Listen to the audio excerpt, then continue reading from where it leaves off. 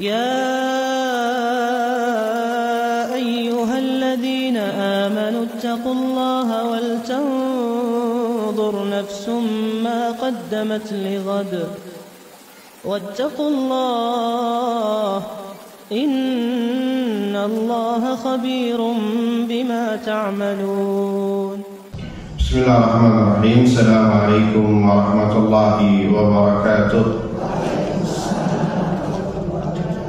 الحمد لله رب العالمين وبه نستعين على أمور الدنيا والدين والصلاة والسلام على أشرف الأنبياء والمرسلين حبيبنا ونبينا محمد صلى الله عليه وسلم وعلى آله وصحبه وسلم تسليما كثيرا إلى يوم الدين. أما بعد، اللهم لا سهل إلا ما جعلته سهلا وأنت تجعل الحزن إذا شئت سهلا. رب اشرح لي صدري ويسر لي أمري واحلل عقدة من لساني يفقه قولي. اللهم إنا نسألك علما نافعا ورزقا طيبا وعملا متقبلا. اللهم علمنا ما ينفعنا وانفعنا بما علمتنا وزدنا علما يا رب العالمين. اللهم اهدنا وأهلنا وقومنا إلى صراطك المستقيم. اللهم أصلح لنا شأننا كله ولا تكلنا إلى أنفسنا طرفة أعين ولا حول ولا قوة إلا بالله. أما بعد، ikhwani wa akhwati wal ummahat yang semoga dirahmati Allah Subhanahu wa taala. Pertama-tama kita panjatkan bersyukur kepada Allah Subhanahu wa taala yang telah memberikan kepada kita semua kenikmatan yang begitu banyak, kenikmatan yang begitu besar. Di antara kenikmatan yang terbesar yang dimiliki oleh seorang hamba di muka bumi ini adalah nikmatul iman, nikmatul Islam, kemudian nikmat kesehatan dan kesempatan, sehingga dengan izin Allah Subhanahu wa taala kita bisa berkumpul di salah satu rumahnya dalam rangka untuk bertafaqquh fid din, mempelajari ilmu agama Allah Subhanahu wa taala, yang mana ini adalah tonggak keselamatan masing-masing di antara kita semua. Oleh karenanya maka mudah-mudahan berkumpulnya kita di sini termasuk orang-orang yang dikehendaki baik oleh Allah Subhanahu wa taala, sebagaimana sabda Nabi sallallahu alaihi wasallam, ya, man yuridillahu bihi khairan yufaqihu fid din. Barang siapa yang dikehendaki baik oleh Allah, maka Allah akan fahamkan urusan agamanya. Semoga kita termasuk yang mendapatkan kehendak baik dari Allah Subhanahu wa taala di dunia dan di akhirat. Allahumma amin. Salawat serta salam kita haturkan kepada Nabi kita Muhammad sallallahu alaihi wasallam, kepada keluarganya, kepada para sahabatnya, dan yang setia meniti di atas sunnahnya hingga hari kiamat kelak. Allahumma amin. Ibu-ibu, akhwati wal ummahat yang semoga dirahmati Allah Subhanahu wa taala, pembahasan kita kali ini akan mengangkat tema al-ikhlas. Ikhlas adalah jalan keselamatan dunia dan akhirat. Ini pembahasan yang sangat luar biasa karena menyangkut akan keselamatan seorang hamba di dunia dan di akhirat, menyangkut kebahagiaan seorang hamba di dunia dan di akhirat. Siapa yang tidak ingin dia selamat dunia dan di akhirat? Semuanya menginginkannya. Siapa yang tidak ingin dia bisa berbahagia di dunia dan di akhirat? Semua menginginkannya dan mencarinya. Iya atau tidak? Ya, jadi pembahasan kita kali ini jangan dipandang sebelah mata. Ini luar biasa sekali kalau kita perhatikan baik-baik, mencatat, merenungi serta mengaplikasikannya. Niscaya kita semua termasuk orang-orang yang mendapatkan keselamatan dan kebahagiaan di dunia dan di akhirat. Ini penting sekali karena al-ikhlas, kata para ulama, aziz. Ikhlas itu sudah mulai jarang kita jumpai ya di kehidupan kita karena susah aplikasinya. Hanya orang-orang pilihan Allah Subhanahu wa taala. Baik, ikhwani fillah, azalillah wa iyyakum. Sebelum melangkah lebih jauh ya tentang makna ikhlas atau tentang ikhlas, kita harus tahu dulu apa sih ikhlas itu tersendiri. Apa itu ikhlas tersendiri? Ya, tak kenal maka tak sayang, itu benar sekali ya. Kita harus mengenali dulu hakikat sesuatu biar kita bisa gampang, mudah mengamalkannya serta aplikasinya dengan baik dan benar. Tidak salah. Baik, ikhwani fillah Allah wa iyyakum. Kata para ulama bahwa al-ikhlas, ya, sebelum kata ulama sering kita katakan, ya, dalam bahasa Indonesia sehari-hari ngomongnya gini, udah deh ikhlasin aja. Iya betul tidak? Ya, apa maknanya itu ibu? Udah deh ikhlasin aja berarti apa maksudnya?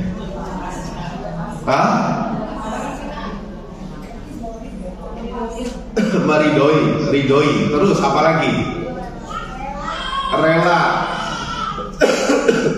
Dulu waktu saya belajar PPKN, waktu SD, SMP, ikhlas adalah melakukan tanpa pamrih. Benar apa tidak? Betul ya? Jawabannya ini perlu diperinci. Kalau secara harfiahnya maknanya salah. Secara harfiah maknanya salah. Kenapa ibu? Salah. Karena kalau kita melihat di lapangan, kalau bahasa family 100-nya survei membuktikan, ya, bahwa semua orang melakukan sesuatu pasti ada pamrihnya. Iya atau tidak? Semua orang di dunia ini, mau muslim mau kafir, ketika melakukan sesuatu pasti ada pamrihnya. Iya atau tidak? Semua tidak ada. Yang nggak ada pamrih cuma satu, ibu, orang ngigau. Iya atau tidak? Orang yang mengigau atau yang melakukan latahan itu loh, yang refleks. Ada ibu-ibu yang latah, kalau disuruh ini langsung bergerak, itu latahnya sudah stadium 4. Ya, nah itu dianalogikan dengan mereka yang mengigau. Pada hakikatnya orang di dunia semuanya ada pamrih, semuanya ada maksud. Iya atau tidak? Ya, entah itu pamrih duniawi atau pamrih ukhrawi. Iya atau tidak? Anda datang ke masjid sini, ada pamrihnya tidak? Ada apa pamrihnya ibu?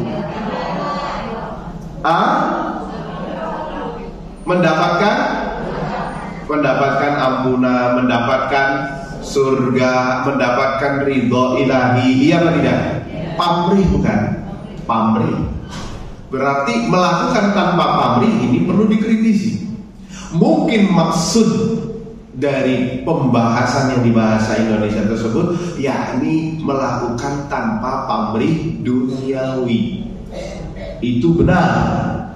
Kalau pamrih ukhrawi, ya, kalau sampai pamrih ukhrawinya masuk itu salah. Anda bekerja, ya, datang ke kantor, ada pamrihnya karena saya butuh dengan uang harta, ya, seperti ini mendapatkan slip gaji, punya anak, punya suami, misalkan, ya, punya tanggungan, makanya saya bekerja, ada pamrihnya di situ, ya. Begitu juga tatkala seorang sholat, puasa, zakat, haji, ada pamrihnya, yakni pamrih kepada Allah Subhanahu wa Ta'ala. Sehingga dari sini kita bisa tahu apa yang dimaksud ikhlas, al-ikhlas. Al-ikhlas ini karena ikhlas berasal dari bahasa Arab, Bu. Jadi harus dikembalikan ke bahasa Arab juga, ya, karena ada beberapa istilah yang berasal dari bahasa Arab, cuma aplikasinya salah. Dan itu salahnya salah fatal. Sebagai contoh kasus adalah silaturahim. Silaturahim ini sedikit kita keluar dari jalur, nggak apa-apa ya, Ibu. Silaturahim berasal dari bahasa Arab yang artinya silatun wa rahimun. Silatun artinya menyambung. Rahimun artinya yang berkaitan dengan rahim, yakni yang berkaitan dengan darah, nasab. Sehingga orang yang silaturahim itu orang yang melakukan hubungan atau melanjutkan hubungan yang masih ada kaitannya dengan kerahiman atau darah. Itu namanya silaturahim. Karena ini akan berefek, impactnya kemana? Ke masalah fadilah yang dijanjikan Rasulullah Sallallahu Alaihi Wasallam. Man arada an yuwassa'a fi rizqi wa an yubarika fi umri falyasil rahimah. Barang siapa yang akan diluaskan rezekinya dan diperpanjang umurnya, maka sambung silaturahim. Kayak apa silaturahim ini? Nah, itu dikembalikan ke perkataan ulama, wabil khusus dalam masalah kaidah bahasa Arab, karena dia ini diambil dari bahasa Arab. Tapi zaman sekarang gimana? Beda. Saya baru ketemu ibu satu kali di Masjid Al-Istiqomah ini. Saya ngomong misalkan, Bu, nanti habis zuhur saya mampir ke rumah ibu ya. Oh silakan, mau apa? Mau silaturahim. Padahal tidak ada hubungan sama sekali berkaitan rahim dengannya. Masuk tidak? Tidak masuk. Oh nanti saya mau silaturahim ya? Nggak bisa. Ini menggunakan kalimat yang sudah offside, di luar jalur. Tidak bisa. Ya, harus dikembalikan ke dalam bahasa Arab. Anda mengunjungi sepupu itu silaturahim. Mengunjungi saudara-saudari kandung itu silaturahim. Ya, memperbaiki hubungan dengan mereka silaturahim. Kepada paman, bibi, ya, kepada ponakan-ponakan itu silaturahim. Dan silaturahim yang terbesar itu kepada siapa? Kepada siapa ibu? Kepada orang tua. Mengunjungi mereka, menanyakan kabar mereka, memberikan nafkah kepada mereka jika mereka adalah orang-orang yang membutuhkannya. Itu silaturahim yang terbesar, birrul walidain. Bisa dipahami.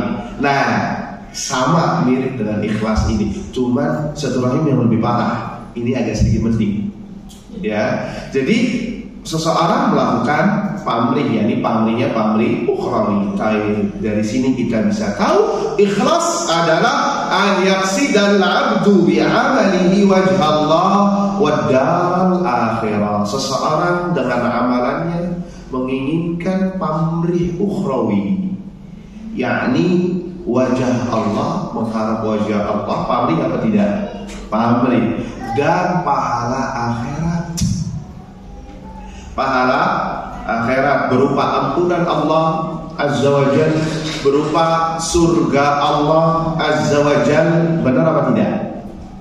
Ya, berupa wajah Allah dan surga Allah Azza wa Jal. Ayatnya banyak dalam Al-Quran. Surah Al-Imran, wasari'u ila maghfiratin min rabbikum wa jannatin arduha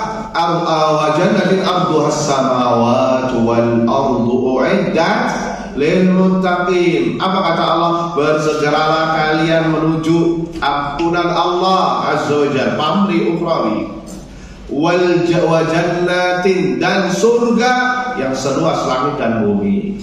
Tuh lihat, berarti ini pamrih ukhrawi. Sehingga kita ketika sholat supaya mendapatkan ampunan itu ikhlas atau tidak? Ikhlas. Sehingga seseorang ketika melakukan amal saleh supaya bisa mendapatkan surga dan dijauhkan dari api neraka, ikhlas atau tidak? Ikhlas. Awas jangan sok zuhud itu. Sebagian orang enggak, saya nggak mau surga Allah dengan sholat saya nggak mau ampunan, saya cukup cintanya kepada Allah saja, itu yang membuat saya ibadah. Nah, berarti ente sudah bertentangan dengan Al-Quran dan hadis-hadis Nabi SAW. Nabi menyuruh kita untuk mencari surga, ente malah nggak mau. Sampai-sampai di antara mereka ada yang mengatakan apa? Di antara azan dan qomat. Dan itu waktu itu mustajab lagi, khawatir diijabah. Apa kata mereka? Ilahi lastu lil firdausi ahlan wala aqwa 'alan nar. Nah, apa enggak ibu? Didendakan biasanya. Apa artinya? Wahai Tuhanku, aku ini enggak cocok masuk firdausmu, tapi saya juga enggak kuat masuk nerakamu. Lah terus mau kemana? Kalau ke surga enggak mau, ke neraka juga nggak kuat, terus mau kemana ya akhi? Ini orang-orang yang keblinger sok zuhud, akhirnya melenceng jauh dari koridor syariat. Padahal Allah mengumumkan segera kamu mencari ridha Allah, ampunan dan surganya. Nabi juga sama. Kalau ente minta firdaus, minta surga sama Allah, minta firdaus, karena firdaus itu surga yang tertinggi, ya, dan atapnya itu Arsyur Rahman. Arsyur Rahman. Lah ini enggak sahih. Berarti kan salah. Iya apa tidak? Ya ini nggak benar. Udah itu didendangkannya azan dan qomat waktu mustajab. Kan doa, omongan itu adalah doa. Kalau diijabah gimana? Nanti di akhirat sebagai ashabul a'raf. Ya, waliyadzubillah. Ini pentingnya kita beragama itu dengan berilmu terlebih dahulu, tidak ikut-ikutan. Karena tidak semua apa yang dilakukan manusia sekarang itu sesuai koridor syariat. Harus sesuai dengan dalil. Makanya kalau kita sedikit kembali ke pertanyaan Munkar dan Nakir, kepada jawaban orang-orang munafik dan orang-orang kafir, ketika ditanya man rabbuka wa ma dinuka wa ma nabiyuka, ya mereka menjawab apa? La adri, la adri. Aku tidak tahu.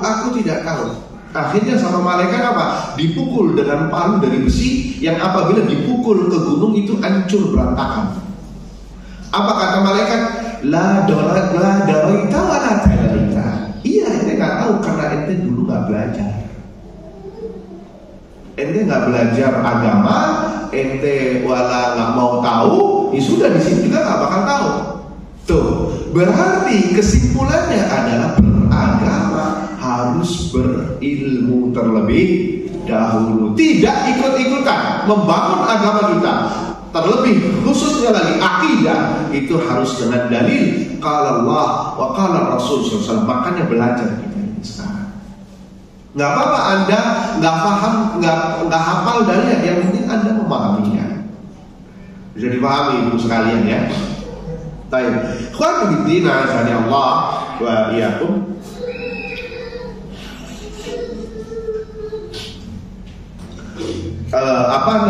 Kita lanjutkan. Ya, seorang hamba menginginkan dari amalannya wajah Allah dan pahala akhirat. La yaqsidu syai'an min umuri dunya. Dia tidak menginginkan dari perkara dunia. Ya, tidak menginginkan embel-embel dari perkara dunia sebagai obsesi utamanya. Wala yaqsidu mura'atan makhluk, dan juga dia tidak menginginkan basa-basi dari manusia. Saya melakukan ini karena nggak enak Ustaz. Ada satu jamaah haji, ya, saya ditanya ketika di pesawat atau di bandara Soekarno-Hatta atau di tanah air, ibu kenapa haji? Aduh, saya sebenarnya mau haji, cuma nggak enak anak saya maksa terus haji. Tuh lihat, dia berarti apa? Mujamalah, basa-basi. Dan ini nggak diterima sama Allah karena belum. Subhanallah, kata orang yang bercerita ini kepada saya, sampai di pertama kali datang di tanah suci sakit sepanjang sampai kepulangan. Begitu pulang sehat kembali. Tuh, sakitnya yang membuat dia tidak bisa menunaikan ibadah sebagaimana mestinya. Wallahu a'lam apakah dia wukuf di apa tidak. Yang jelas ceritanya global. Ya, ini mengingatkan kepada kita pentingnya kita masalah apa? Ikhlas dan niat yang benar. Hati-hati. Ya, hati-hati. Apalagi kalau lihat, wala yaksidu syai'an min umuri dunya la riya wa la sum'ah. Tidak riya dan tidak sum'ah. Riya itu apa artinya ibu-ibu? Riya ingin mendapatkan pujian, pamer. Sum'ah ingin didengarkan. Ya, contohnya kayak haji. Ya, ibu-ibu kalau nggak dipanggil ibu haja, cemberut bukannya. Ya, kayak dompet ditekuk di pertengahan bulan, nggak ada isinya. Ya, nah berarti kita pertanyakan keikhlasannya. kalau nggak dipanggil ibu haja. Bukan berarti saya melarang untuk dipanggil ibu haji. Silakan ibu haja, bapak haji, seperti lakop ustadz pada umumnya. Ya, tetapi sampai ke derajat kalau nggak dipanggil ibu haja atau bapak haji, dibilang nggak sopan, tidak beretika, ya cemberut, marah. Sampai-sampai ada yang mengatakan, Bapak tahu nggak, saya ini hajinya tahun 70 masih pakai kapal air. Tuh, ingin mendapatkan validasi dari manusia, dipertanyakan keikhlasannya. Karena ini ibadah. Mau orang memuji antum, mau antum mau tidak, itu adalah hal yang kesekian ke-70. Mau dipuji, ya itu mungkin adalah balasan, dan itu juga ujian buat ibunya sendiri, mau ikhlas atau tidak. Dipertanyakan keikhlasan, artinya mempertahankan keikhlasannya masih bisa bertahan apa tidak. Kalau tidak, ya sudah, alhamdulillah, cukup Allah saja yang tahu. Sama contohnya kayak gini. Oh, tadi malam mati lampu ya? Oh, kalau Anda tahu? Iya, tahu. Terus petirnya kayak bom besar.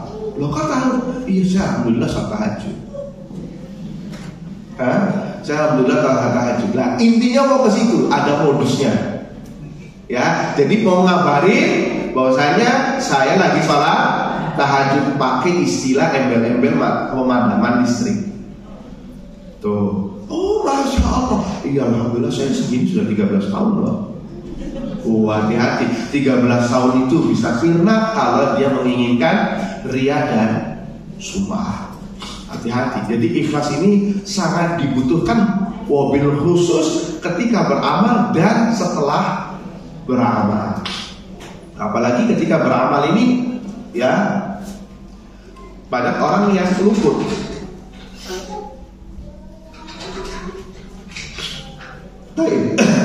Ibu-ibu, akhwati wal ummahat yang semoga dirahmati Allah Subhanahu wa taala.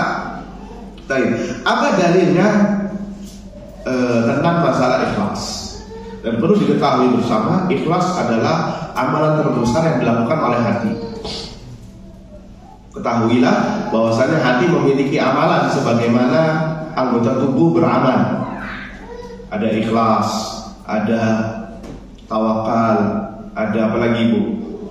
Cinta, takut, berharap. Terus apa lagi? Yakin, optimis. Ini semua adalah amalan-amalan hati. Al-haya, rasa malu.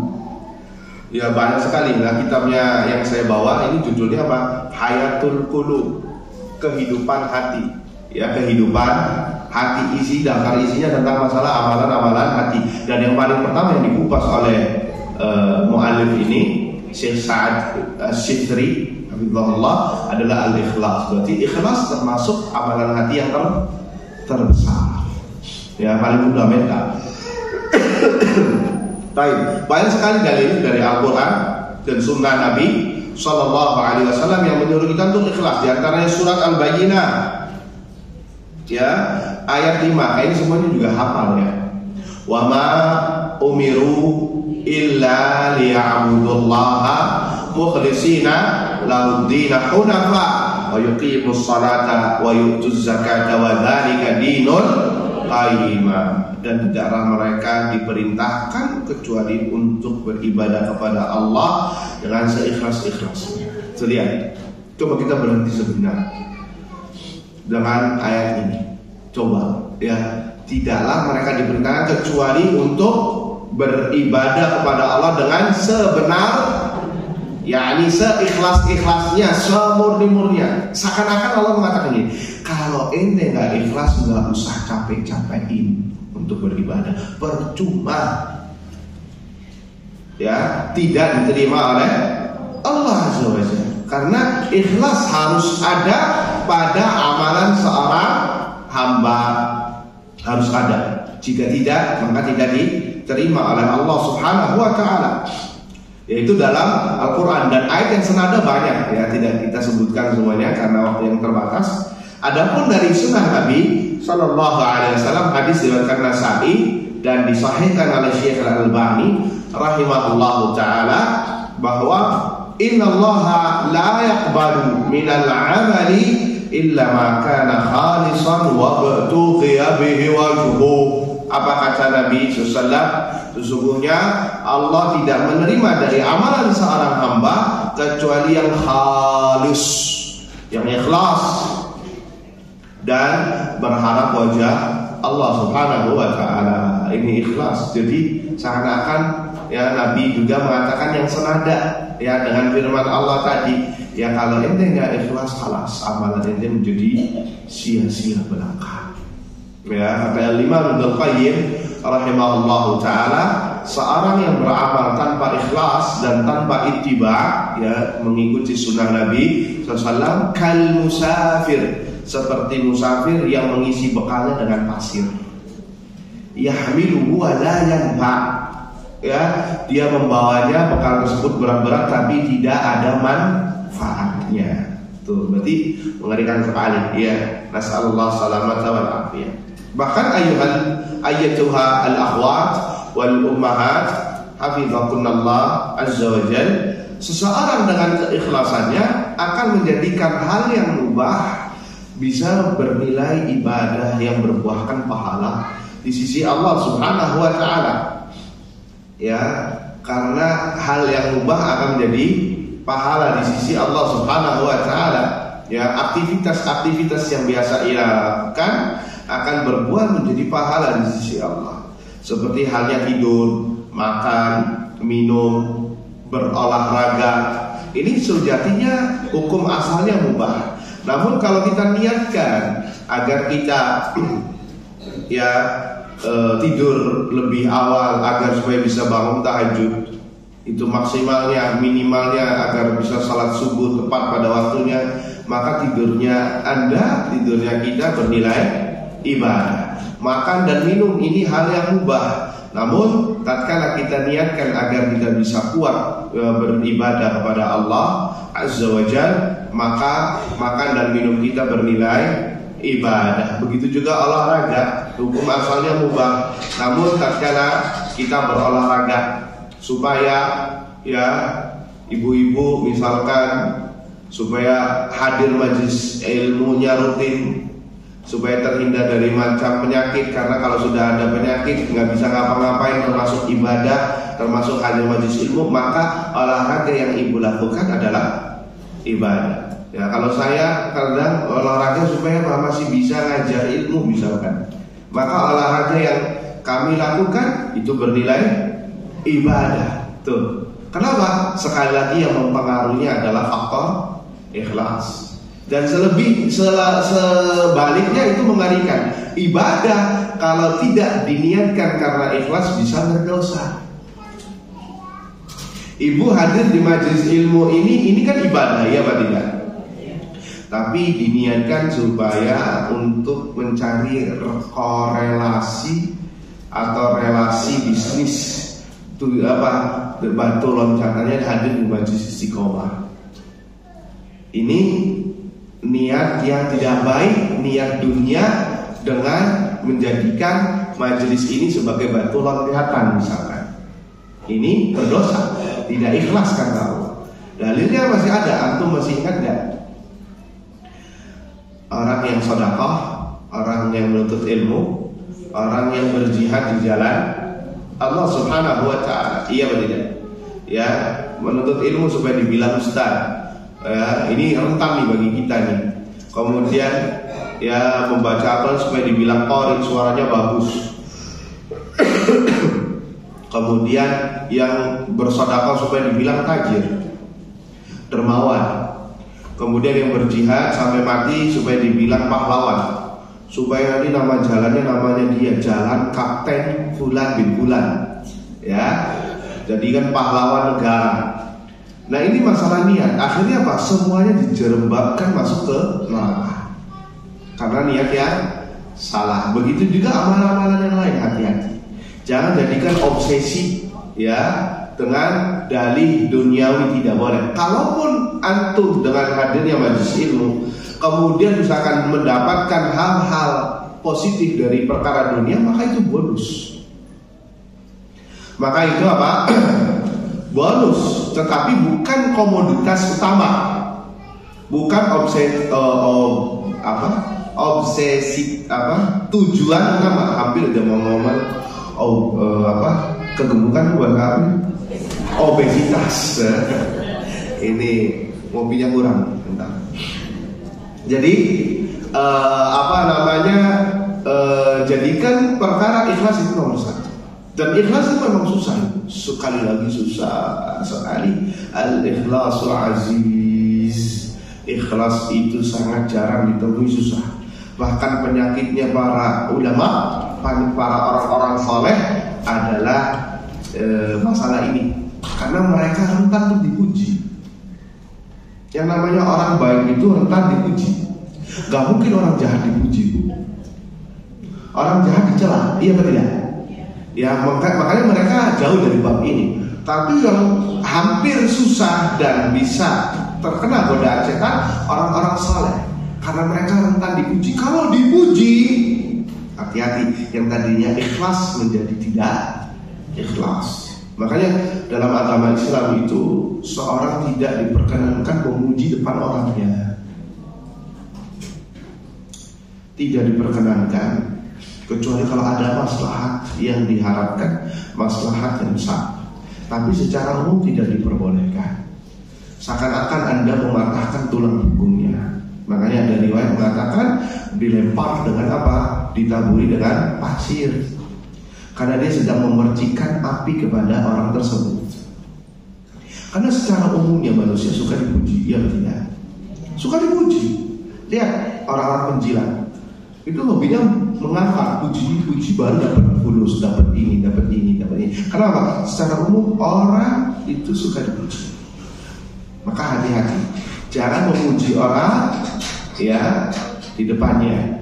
Beda, perhatikan antara apresiasi sama memuji, itu beda. Apresiasi karena Anda melihat satu hasil pekerjaan kemudian diapresiasi, itu bagus. Ya, ada anak sholat, misalkan, oh masya Allah, barakallahu fiik, ini anaknya abah, misalkan, oh ini anaknya ibu, nah itu bagus. Tapi ada yang misalkan secara umum tiba-tiba dipuji, oh ini mah anaknya baik, oh ini kayak gini, itu mematahkan tulang punggungnya dia. Bisa dipahami, ya. Jadi secara umum, ya syariat itu tidak memperbolehkan untuk memuji orang di depannya. Kalau memuji silakan di belakangnya, jangan sampai ketahuan. Karena ini akan merubah keikhlasan seorang. Karena sekali lagi al-ikhlasu aziz. Dan hati manusia itu cepat berbolak-balik. Sumiya qalbun qalban litaqallubihi. Dikatakan hati itu qalb karena sering taqallub, sering berputar-putar, sering berbolak-balik. Baik. Ikhwani fiddin, azani Allah wa iyyakum. Tadi telah kita katakan bahwa ini poin terakhir ya. Biasanya kalau sudah ngomong terakhir ada sedikit girang. Ya. Dari tadi mungkin ada yang melihat kanan kiri jam ya, apalagi datangnya rada telat nih. Waduh, misalnya gimana ini ya. Ada beberapa hal yang kalau kita beriltizam, berkonsekuen dengan poin-poin ini, maka mudah-mudahan bisa ikhlas karena Allah. Tadi dikatakan bahwasanya ikhlas itu susah, iya atau tidak? Ya, dan ini penyakitnya orang soleh. Kemudian di sini Syekh ngasih solusi yang dari Al-Quran dan Sunnah, bahwa kita harus ketahui dan kita amalkan 7 poin ini. Apabila 7 poin ini bisa dilakukan, mudah-mudahan bisa atau mudah untuk bisa ikhlas karena Allah. Yang pertama, ada 7 poin ya. Yang pertama, ikhlas harus tahu bahwasanya ikhlas syarat diterimanya amalan. Ikhlas syarat diterimanya amalan seorang hamba. Barang siapa yang tidak ikhlas, maka amalannya tidak diterima oleh Allah Subhanahu wa ta'ala. Dalilnya tadi telah kita sebutkan soal Bayyinah ayat 5, kemudian tadi hadis Nabi SAW di surat Nasa'i dan Sahih Al-Albani rahimahullahu ta'ala. Bahkan Allah Azza wa Jalla mengancam orang yang tidak ikhlas, ya, yang berbuat syirik kepada Allah, orang yang berbuat syirik itu tidak ikhlas, karena ikhlas memurnikan ibadah dan menjadikan seluruh ibadah hanya kepada Allah dan jauh dari syirik, entah itu syirik besar maupun syirik kecil. Syirik besar yang memalingkan zat ibadah kepada selain Allah. Adapun syirik kecil, dia ibadahnya secara fisik kepada Allah tetapi niatnya kepada selain Allah. Ini syirik kecil, riya dan sum'ah. Ya, ada sebuah hadis qudsi, Nabi SAW bersabda, Allah Azza wa Jalla berfirman. Hadis qudsi adalah hadis yang dimana Allah Azza wa Jalla berfirman di selain Al-Quran. Ya, ana aghna syuraka'u 'anil syirk. Man 'amila 'amalan asyraka ma'iya fihi ghairi taraktuhu wa syirka. Aku zat yang tidak butuh terhadap kesyirikan. Barang siapa yang berbuat syirik kepadaku dalam amalannya, yakni mencampurkan antara aku dengan dia dalam hal niat atau zatnya, maka aku tinggalkan dia dan amalannya. Dalam riwayat lain, aku tinggalkan dia serta kesyirikannya dan sesuatu yang ia syirikan tadi. Hati-hati, ya, mengerikan. Jadi tidak diterima oleh Allah. Bahkan ada hadis yang mengatakan bahwa tatkala Allah membagi-bagikan pahala pada hari kiamat, ya, maka datang orang yang riya dan sum'ah, ya, menagih kepada Allah, ya Allah, mana pahala sholat saya, mana pahala saya mengaji, mana pahala saya umroh, haji, dan lain sebagainya. Apa jawaban Allah? Pergilah Anda ke orang yang dulu Anda berbuat riya kepadanya. Apakah dia bisa memberikan pahala darinya? Apakah engkau bisa mengambil pahala darinya? Dan ini hukuman bagi orang tersebut, karena sejatinya yang memberikan pahala adalah siapa? Allah Subhanahu wa ta'ala. Ini hukuman dan dipermalukan di sana, waliyadzubillah. Dan hadis tadi yang orang yang mati syahid, yang menuntut ilmu, baca Al-Quran, dan yang bersedekah, itu sebagai bukti bahwa amalan ikhlas ini sangat diperlukan jika ingin diterima oleh Allah Subhanahu wa ta'ala. Bisa dipahami poin yang pertama? Nah, poin yang kedua adalah kita harus tahu bahwa Allah, di antara nama Allah An-Nafi', Ad-Dar. Apa artinya? An-Nafi' yang memberikan manfaat, Ad-Dar yang memberikan madarat. Sehingga dari sini yang memberikan pahala atas amalan kita siapa? Allah Azza wa Jalla. Yang bisa memberikan hukuman jika kita melanggar atau tidak melaksanakan kewajibannya itu siapa? Allah. Maka dari sini kita bisa tahu, ngapain kalau gitu kita caper kepada manusia yang sejatinya tidak memberikan pahala dan madarat, tidak memberikan pahala atas amalan kita. Ngapain kita sampai caper kepada mereka? Toh yang ngasih pahala itu Allah Azza wa Jalla. Maka kita capernya hanya kepada Allah saja. Bahasanya seperti itu. Kita hanya berharapnya kepada Allah saja, nggak usah mikirin makhluk, ngadein makhluk. Bodoh amat mau ngomong apa. Selagi kita berada dalam rel yang benar, tentunya. Selagi kita berada dalam koridor syar'i, orang mau ngejulitin, orang mau nyemoohin kita, mau jelek-jelekan kita, atau mau ngapain, bodoh amat. Anda nggak minta pahala dari ente, Anda minta pahalanya dari Allah. Apalagi sampai campur, ada si fulan, sholatnya dibagusin. Ya, yang biasa bacanya kul ya ayyuhal kafirun, bacanya Yasin.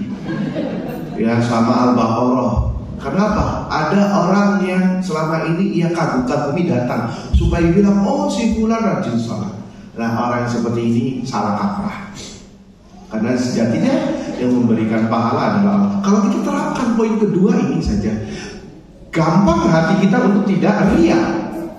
Ngapain? Manusia itu nggak ngasih apa-apa itu. Hanya cuma manis di bibir. Oh, masya Allah. Oh, barakallahu fiik. Cuma itu doang.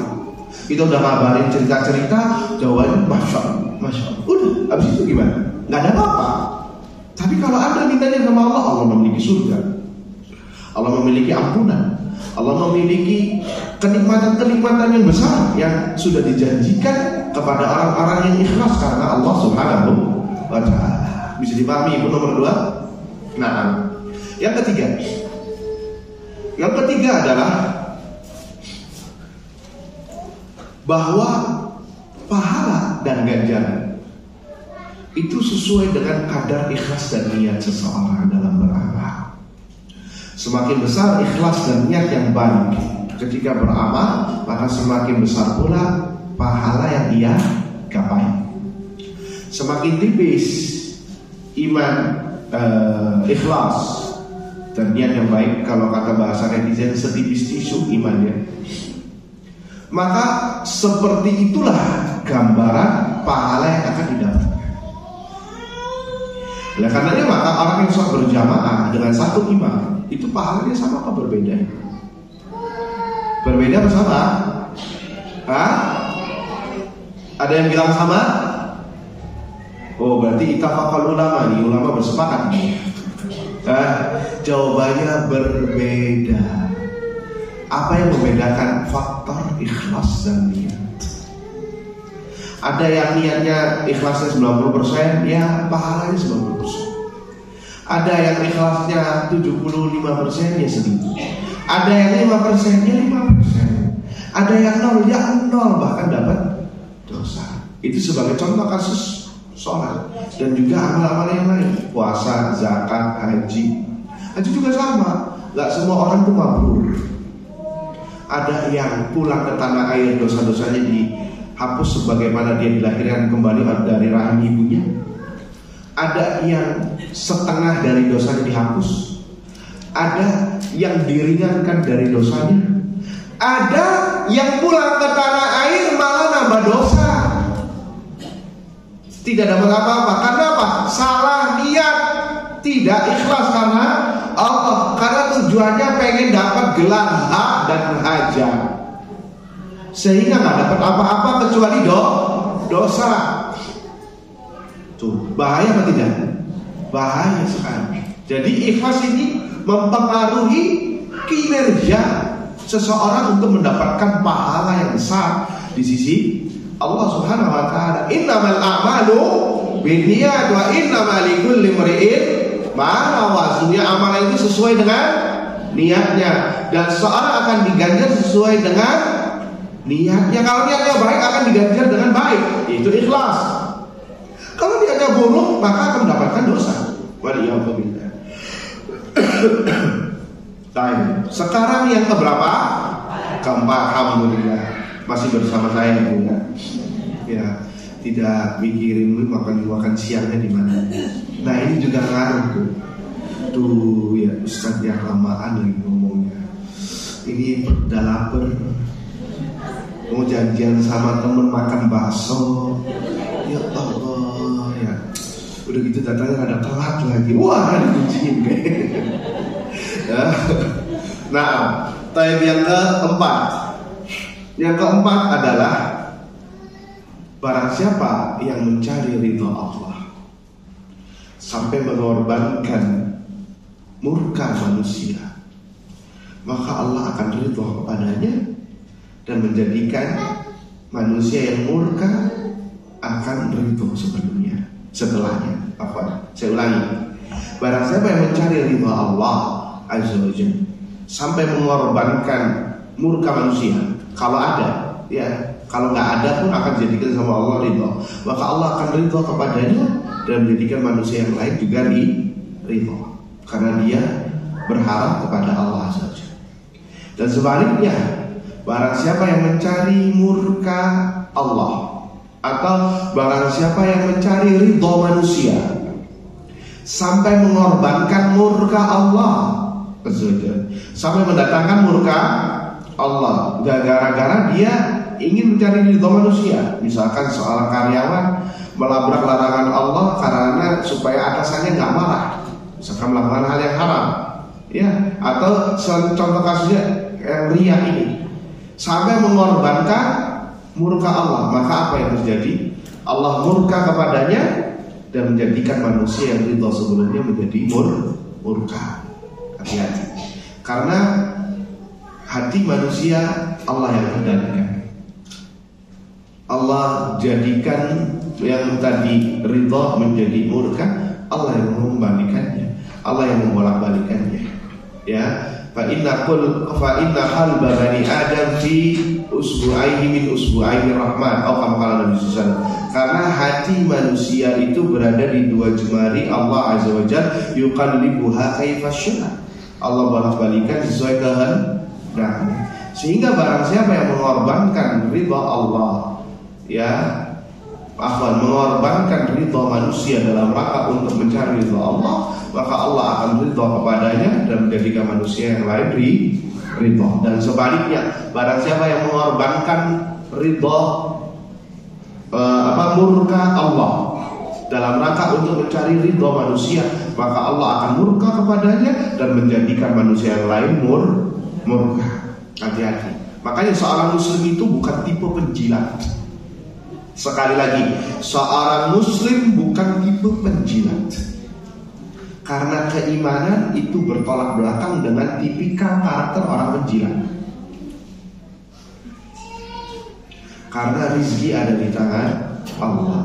Hati adalah Allah yang ngatur bolak-baliknya. Bukan bermuka dua manusia itu, seorang muslim itu. Paham sampai di sini ibu sekalian? Ya, jadi jangan melempem.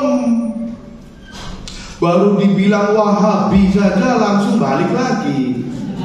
Baru pakai kerudung besar, wah ini Wahabi, langsung ciut. Nyanyi mental kerupuk, udah berbalik lagi. Nah, ini sama dengan nomor 4. Dia lebih memilih ridho manusia ketimbang ridho Allah azza wajalla.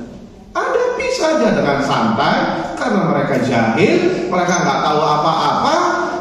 Kasihkan doa, sudah, semoga Allah ngasih hidayah, udah beres, sudah. Jangan hadirkan omongan makhluk. Sama kayak orang, Ustaz saya ini dapat undangan acara bid'ah. Kalau nggak hadir nggak enak Ustaz. Kembali ke pertanyaan yang tadi kita sampaikan. Anda beragama ini untuk mengharapkan ridho Allah atau ridho manusia? Harus jawabannya. Satu, itu jawabannya. Harus. Manusia mau ngomong apa, jelaskan dengan cara yang baik dan hikmah. Afwan, saya tidak melakukan hal ini dan hal itu, mohon maaf. Udah beres. Tidak ada paksaan dalam beragama dan itu dilindungi oleh negara. Masing-masing penduduk wajib untuk memilih kepercayaannya masing-masing. Tidak ada paksaan, iya apa tidak? Iya sudah beres, gak usah. Lihat tuh Abu Thalib masuk neraka gara-gara gak enak sama Abu Jahal. Padahal sudah dikit lagi surga berada di depannya. Hampir ngomong la ilaha illallah. Gara-gara gak enak sama iblis yang berada di samping kirinya, itu Abu Jahal. Wahai Abu Thalib, apakah anda mau murtad dari agama nenek moyangmu Abdul Muthalib? Diam dia, tak enak. Nabi di samping kanannya, wahai Ammi, wahai pamanku, katakan la ilaha illallah, akan saya bela nanti kamu di hari kiamat di hadapan Rabb. Dia diam lagi. Akhirnya sampai mati di atas kekafiran. Gara-gara apa? Selain hidayah dari tangan Allah, ya, kita membahas itu sudah pasti. Ada unsur enggak enakan. Jadi buang kalimat enggak enak jika memang perkara yang anda lakukan itu benar. Kalau salah ya harus diperbaiki, bisa dipahami. Tentunya dengan cara yang baik, dengan cara yang hikmah. Jangan arogan. Ya, kebanyakan yang terjadi di masyarakat dari itu yang laporan masuk ke kami, ya, karena kitanya terlalu frontal, gegabah. Oh ini beda, dollar, iya gitu. Cuma jangan dulu disebutin karena manusia belum sampai ilmunya ke sana. Yang ada andanya yang kena amukan massa. Iya apa tidak?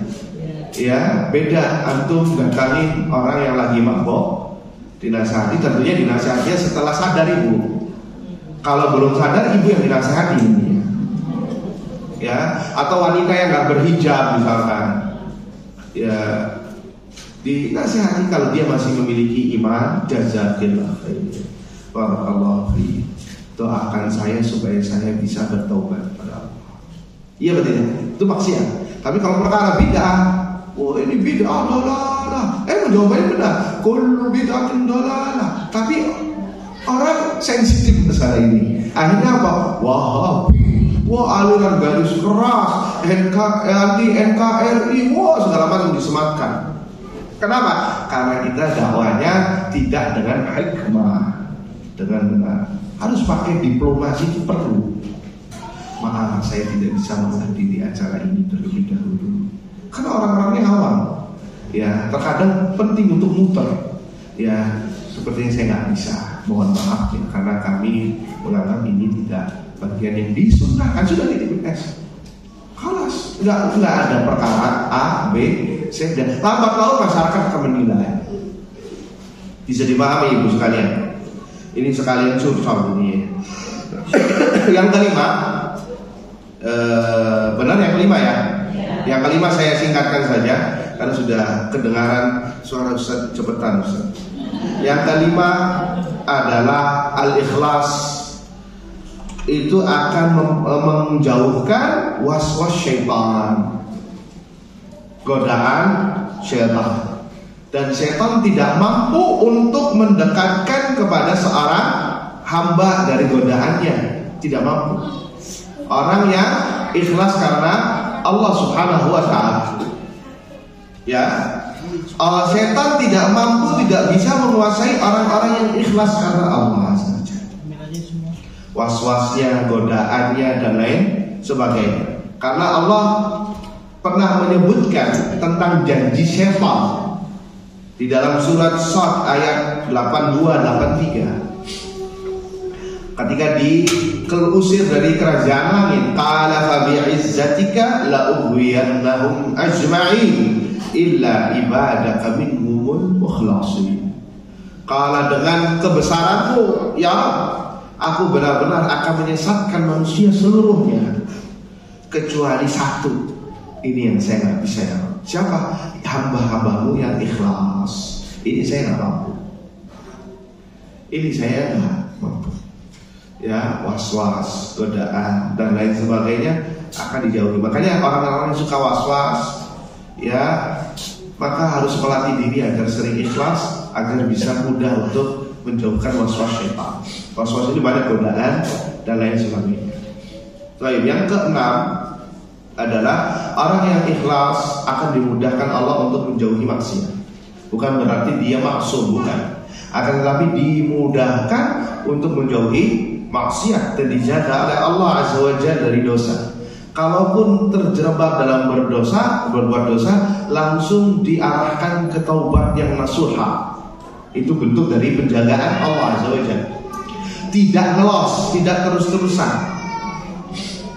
Ya, karena manusia secara umum adalah orang yang berdosa. Kullu bani Adam khata khair khata'ina. Tahu setiap anak manusia adalah bersalah dan dosa, kata Nabi. Dan sebaik-baik orang yang berdosa, yang berbuat salah adalah yang bertobat kepada Allah. Nah, orang yang ikhlas dijaga sama Allah dalam bab ini. Dijauhkan kalau bisa. Ya, dijauhkan dari perbuatan dosa. Mana dalilnya Ustaz? Dalilnya surat Yusuf 24. Nabi Yusuf ini, ibu-ibu sekalian, kalau untuk berzina itu hampir faktor-faktor dan sebab-sebabnya terbuka melebar-lebar di hadapannya. Ya, Nabi Yusuf ganteng, iya betul ya? Ya, separuh ketampanan manusia di muka bumi ada di Nabi. Yang fullnya siapa? Ya, setengah ketampanan manusia di muka bumi itu terkumpul pada Nabi Yusuf. Sampai-sampai wanita memotong jari jemarinya tanpa sadar. Mahadza basyara in hadza inna malakun karim. Ini bukan manusia ini adalah malaikat yang sempurna. Ya, yang fullnya siapa? Yang fullnya adalah Nabi Adam. Kata para ulama, walaupun tidak ada dalil dalam masalah ini, kenapa? Karena Allah menciptakan Adam langsung dengan kedua tangannya, maka hasilnya sempurna. Walaupun ini pendapat ulama. Ada juga yang mengatakan Nabi Muhammad SAW, ada juga yang mengatakan tengah-tengah Nabi Muhammad itu ganteng tapi berwibawa. Ya, adapun Nabi Yusuf itu, maaf ya, ganteng tampaknya yang membuat wanita naik syahwatnya. Makanya lihat, langsung potong jari jemarinya. Ya, lihat Zulaikha itu yang benar-benar sudah gregetan sama Nabi Yusuf. Bisa dipahami, ya. Yang mengajak bicara, yang mengajak berzina itu wanita. Karena umumnya yang mengajak zina itu rata-rata laki-laki. Ya. Karena wanita diselimuti rasa malu. Kemudian yang mengajak zinanya adalah wanita yang tercantik, istri raja, gubernur. Terus kemudian tinggal di istana, pintu-pintu semua ditutup, jendela ditutup, wa ghulqatil abwab, pintu-pintu ditutup, sehingga kalau Nabi Yusuf waliyadzubillah berzina pada saat itu nggak ada yang tahu gitu kan. Terus Nabi Yusuf ini perantau. Yang namanya perantau ibu beda sama orang yang tinggal di kampung halamannya. Iya benar. Orang yang tinggal di kampung halamannya itu berusaha menjaga nama baiknya. Karena sedesa, sekampung supaya tahu. Harus benar-benar. Berbeda kalau orang perantau mau bermaksiat, gak ada yang tahu. Iya benar tidak? Gak ada yang tahu. Tuh, semua faktor-faktor ini ada pada Nabi Yusuf. Tapi apa? Allah jaga Nabi Yusuf. Dalam surat Yusuf 24, kadzalika linasrifa anhu su'a wal fahsya innahu min ibadinal mukhlasin. Begitulah kami palingkan dia Yusuf dari perbuatan keji dan mungkar, kekejian dan keburukan. Kenapa? Allah sebutkan alasannya, karena dia termasuk hamba kami yang ikhlas. Allahu akbar. Karena hamba kami yang senantiasa ikhlas dalam beribadah, sehingga dengannya Allah palingkan beliau dari keji dan mungkar. Ya, ini faedah yang luar biasa yang bisa kita ambil. Yang terakhir adalah ikhlas sebab diampuni dosa. Ikhlas sebab diampuni dosa. Dalam sebuah hadis qudsi, Nabi SAW bersabda, Allah Azza wa Jalla berfirman, ya benar Adam, wahai anak Adam, sekiranya engkau mendatangiku dengan segudang dosa, segudang bumi dosa, tidak berbuat syirik kepadaku, yakni ikhlas. Ya, ikhlas adalah terjauhkan dari syirik besar maupun syirik kecil, maka aku akan mendatangimu dengan segudang ampunan seluas bumi. Makanya lihat puasa Ramadan, man shoma Ramadan imanan wa ihtisaba ghufira lahu ma taqaddama min dhanbihi. Ya, barang siapa yang puasa Ramadan karena iman dan ikhlas mengharap pahala dari Allah, maka Allah akan ampuni dosa-dosa yang telah lampau. Jadi ikhlas sebab diampuni dosa, ya. Dan wabil khusus puasa itu diantara latihan supaya ikhlas. Kenapa? Karena ikhlas melatih, karena puasa melatih kita supaya ikhlas. Kalau sholat mungkin orang nggak akan lihat. Tapi ketika puasa, di setiap puasanya, setiap keadaannya, mau di kamar mandi, mau di kamar, dia tidak melakukan makan dan minum dan perbuatan dosa. Kenapa? Dia sedang puasa, dengannya bisa melatih keikhlasan. Makanya pahala orang ikhlas, orang yang puasa itu pahalanya besar, unlimited. Ya, sama seperti orang yang sabar. Ya, kenapa? Karena kata Allah, karena dia meninggalkan makan dan minum serta syahwatnya karena ikhlas, karena Allah Subhanahu wa ta'ala. Yang terakhir sekali, doa. Banyak minta kepada Allah Azza wa Jalla doa, ya, agar diberikan keikhlasan. Di antara doa yang dipanjatkan oleh Nabi, Allahumma inni a'udzubika min an usyrika bika wa ana a'lam wa a'udzubika an usyrika bihi wa ana a'lam. Ya Allah, aku berlindung kepadamu dari perbuatan syirik yang aku tidak ketahui, dan aku berlindung juga dari hal yang diketahui. Atau apa? Allahumma inni a'udzubika min an usyrika bika wa ana a'lam. Ya Allah, aku berlindung kepadamu dari perbuatan kesyirikan padahal aku mengetahuinya, dan aku berlindung dari kesyirikan yang tidak diketahui. yakni orang yang syirik maka dia tidak ikhlas. Orang yang tidak ikhlas maka dia terjebak dalam kesyirikan. Kesyirikan besar maupun syirik kecil. Dia suka syirik kecil. Kemudian Umar bin Khattab radhiyallahu anhu pernah berdoa juga. Beliau doanya di beliau adalah penghuni surga yang sudah dapat surga, tapi berdoa kepada Allah azza wajalla, Allahumma ja'al amali kullahu salih waj'alhu li wajhika khalisan wa la taj'al li ahadin siwaka. Ya Allah, jadikanlah amalku semuanya saleh, yakni sesuai sunnah Nabi SAW. Waj'alhu liwajhika khalisa, dan jadikanlah amalku ini ikhlas karenamu ya Allah. Jadi lihat sun ittiba dan ikhlas. Wala taj'al ahdin siwaka, dan jangan jadikan amalanku ini saya palingkan kepada selain. Ini luar biasa ya, padahal Umar adalah orang yang ikhlas, orang yang diampuni oleh Allah, kemudian juga yang masuk surga. Akan tetapi beliau tetap berdoa kepada Allah dalam bab ini. Wallahu ta'ala a'lam bishawab. Atas keluaran antum semua menghadiri ini, mohon maaf atas kepanjangan dan kepanjangan waktu. Semoga apa yang disampaikan bermanfaat kepada kita semua. Semoga kita semua termasuk orang-orang yang ikhlas karena Allah Subhanahu wa taala dalam setiap perkataan dan perbuatan. Allah. Jika ada yang mau ditanyakan, maka dipersilakan.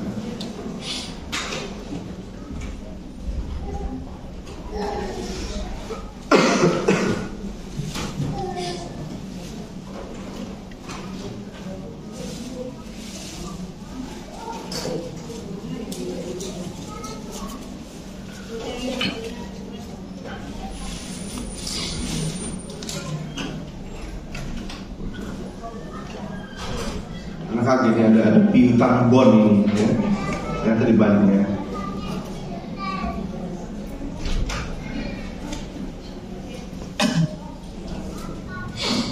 Waalaikumsalam. Bagaimana cara istiqomah dalam keikhlasan akan takdir Allah Azza wa Jalla terhadap yang diambilnya orang yang kita cintai. Ini masalah takdir ya, musibah yang mengenai seorang. Ya, mau tidak mau kita ini milik siapa? Milik Allah Subhanahu wa ta'ala. Kita ini semuanya milik Allah. Yang namanya milik Allah, suatu saat mau tidak mau kita akan kembali kepadanya.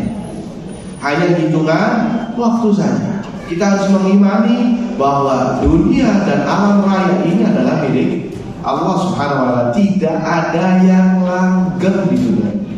Tidak ada yang abadi di dunia ini. Semuanya akan dikembalikan kepada Allah Azza wa Jalla. Hanya permasalahan waktu saja. Dan itu harus kita patrikan dalam kehidupan kita sehari-hari. Ya, dalam sebuah hadis dikatakan, Habib man syi'ta fa innaka mubarak. Ya, wahai Muhammad, ya, cintailah orang sesukamu, karena sesungguhnya engkau akan berpisah dengannya. Kurang lebih maknanya. Karena sesungguhnya engkau akan dilimahi, engkau akan meninggal juga.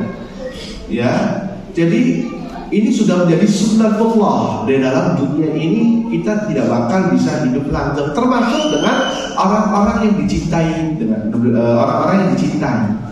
Ya, baik itu dari ranah keluarga, pasangan, dan siapapun, keluarga, sahabat, handai tolak, mau nggak mau suatu saat kita akan berpisah. Dan kita harus wajib sabar. Tidak ada cara lain kecuali sabar serta ridho terhadap ketentuan Allah Subhanahu wa ta'ala. Wallahu a'lam.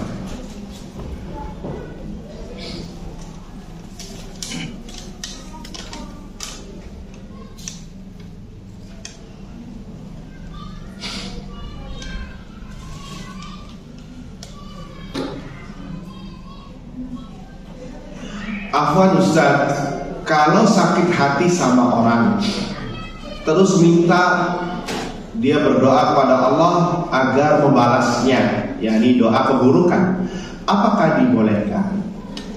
Karena sering sekali beliau ini menyakiti dengan perkataannya dan perbuatan.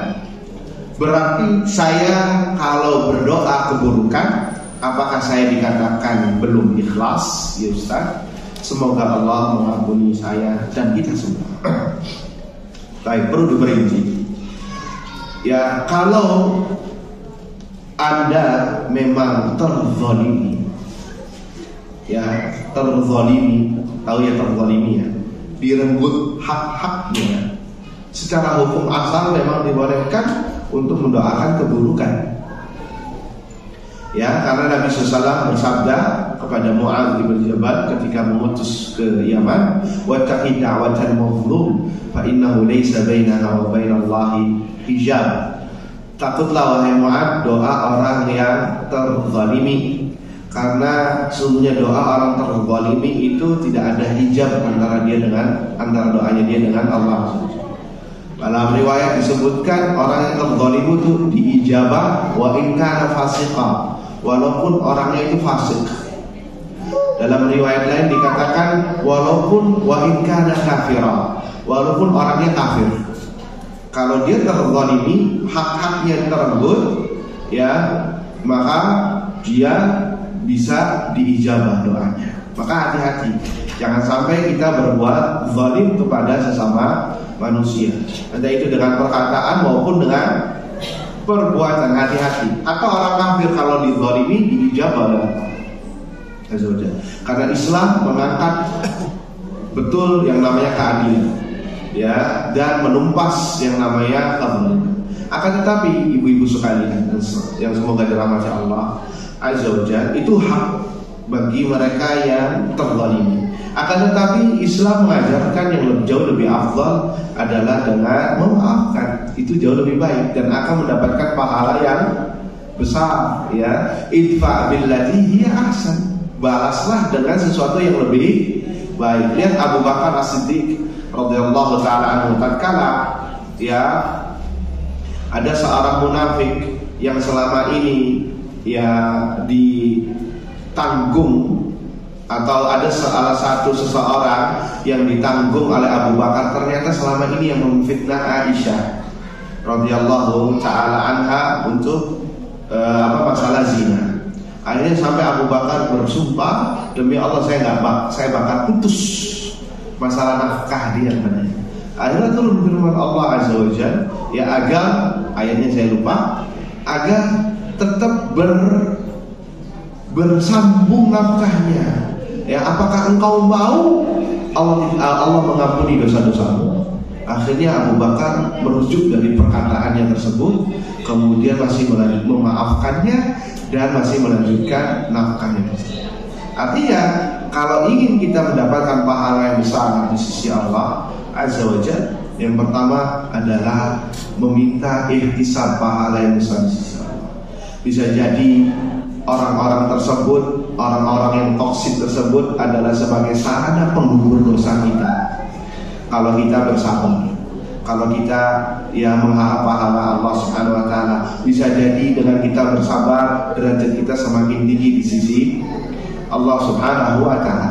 Memang muamalah dengan manusia itu pasti ada yang tidak enaknya, ya, karena semua manusia itu tempat salah dan dosa. Dan kita pun kalau bermuamalah dengan manusia, kita sendiri, kalau orang lain menilai, pasti ibu-ibu ini juga punya efek atau nilai negatifnya, iya atau tidak?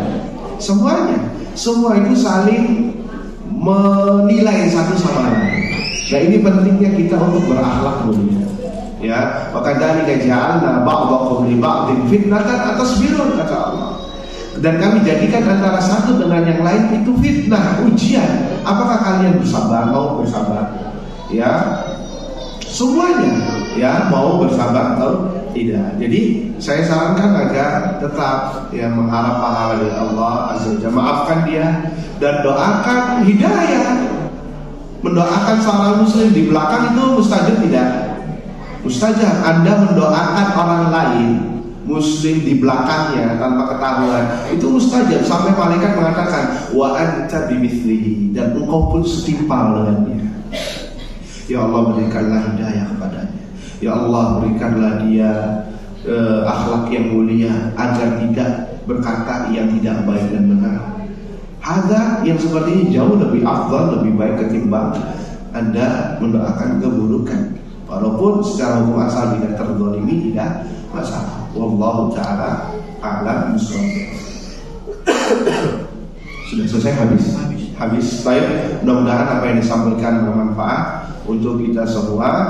Walafu minkum atas segala kekurangan, ya, semoga bermanfaat. Kita tutup dengan doa kafaratul majlis. Subhanakallahumma wa bihamdika asyhadu an la ilaha illa anta astaghfiruka wa atubu ilaik. Assalamualaikum warahmatullahi wabarakatuh.